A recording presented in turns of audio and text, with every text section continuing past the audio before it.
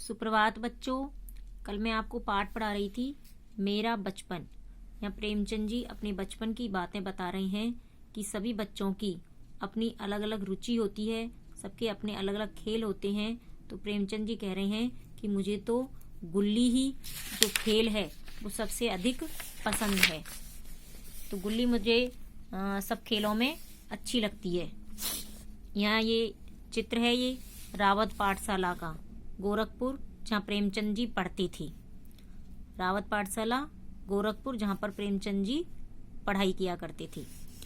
तो प्रेमचंद जी को सब खेलों में कौन सा खेल अच्छा लगता था? गुल्ली। प्रातः काल घर से निकल जाना, पेड़ पर चढ़कर टहनियाँ काटना और गुल्ली डंडा बनाना। सुबह होते ही वो घर से निकल जाते, पेड़ पर चढ़ते और टहनियाँ काट करके क्या बनाते? गुल्ली डंडा बनाते। वह उत्साह, वह लगन, वह खिलाड़ियों के जमघट, वह लड़ाई झगड़े, वह सरल स्वभाव अमीर गरीब का बिल्कुल भेद ना था, अभिमान की गुंजाइश ही ना थी।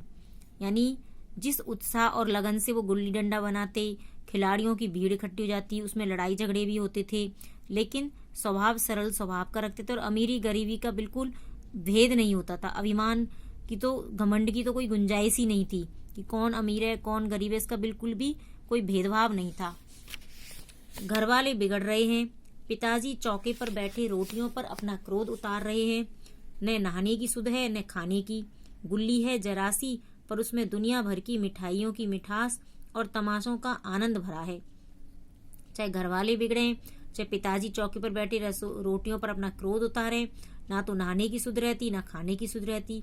गुल्ली है तो जरासी, पर उसमें दुनिया भर की मिठाइयों की मिठास और तमाशों का आनंद भरा है। यानी इतनी सी गुल्ली है, लेकिन सारा जो मतलब मन था उस गुल्ली के डंडे के खेल में लगा रहता।